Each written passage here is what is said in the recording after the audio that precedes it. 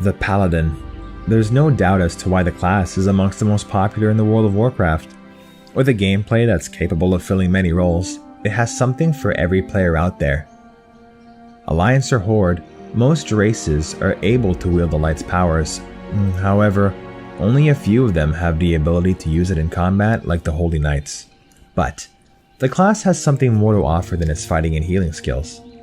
It also comes with a rich background full of memorable stories of events, heroes, and villains. Today we'll be looking at a specific faction surrounding the Paladin's history, the Order of the Knights of the Silver Hand. The Order has deep roots in Azeroth. Paladins from different factions set their differences aside and affiliate themselves with the Silver Hand. The Argent Crusade, the Sunwalkers, the Blood Knights, the Hand of Argus, all proud members of the Silver Hand's long, historical legacy. To start, we need to go back to the Paladin's roots, the end of the First War and the beginning of the Second War. Alonzus Fowl, the former head of the Holy Order of Northshire Clerics, had witnessed his order crumble at the feet of the invading orcs.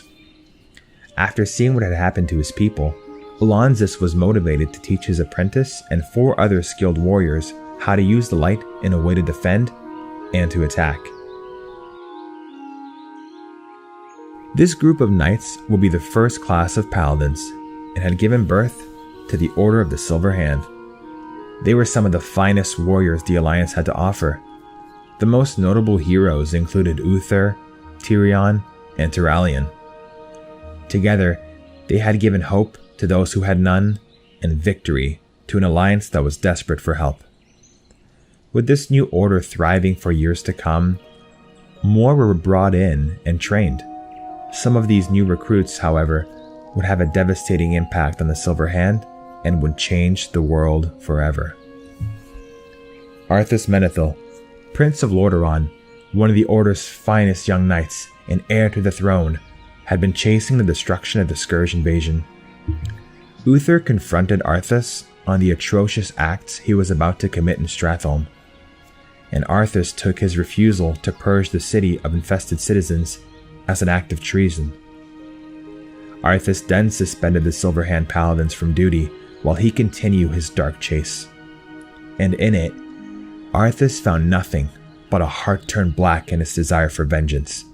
The evil that he had been looking to destroy had overtaken him. With the order now suspended and the ongoing Scourge invasion, many were left to defend themselves against an overwhelming onslaught of Scourge forces. One of those left behind was Saidan Dathrahan. Like Uther, Saidan was one of Alonzus' first pupil. He had fought valiantly against the forces, but fell to the Dreadlord Balnazzar.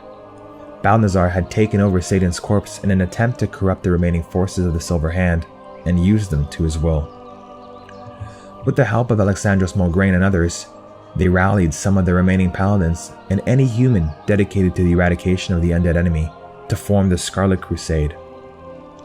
The Crusade's goal was simple: to remove the Scourge from the face of Azeroth, no matter what the price. With Saidan corrupted and others going mad with their lust for the death of the Scourge, Balnazzar had convinced Mulgrain's son, Renaud, to ambush and kill Alexandros and his most trusted advisor, High Inquisitor Fairbanks. All this in an attempt to take control of Alexandros' powerful blade, the Ashbringer. Fairbanks narrowly made it out alive, and lived to spread the tale amongst those in the Scarlet Crusade. Fairbanks lost his life to those who accused him of spreading lies and betraying the Crusade.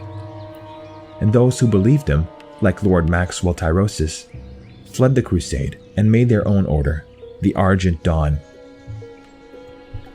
While the Silver Hand and the Scarlet Crusade primarily consisted of humans, the Argent Dawn was open to all who had similar ambitions and followed the path of the light. Even members of the Forsaken found welcome in the faction. Where the Crusade and Argent Dawn find their biggest differences, however, is how they approach the eradication of the Scourge. While the Scarlet Crusade were zealous when it came to defeating their enemy, the Argent Dawn had a more discreet approach. They observed and researched the Scourge to find better ways to fight them. There is, however, in the Argent Dawn, a sub-faction, the Brotherhood of the Light. Given the Argent Dawn's small number of forces in comparison to the Scarlet Crusade, the two form an unlikely alliance. It's the Brotherhood of the Light's job to keep the two factions at peace while they fight the Undead Scourge. Meanwhile, for a long time now, Tyrion had been in exile for crimes of treason.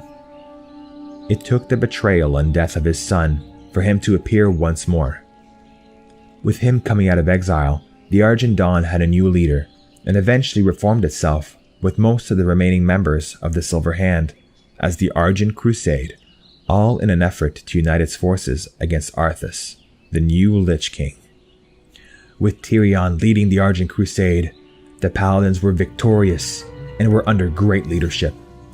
And on his death, the Argent Crusade turned to a new champion to take on the role of High Lord. The Argent Crusade returned to its root and reformed itself once more as the Knights of the Silver Hand.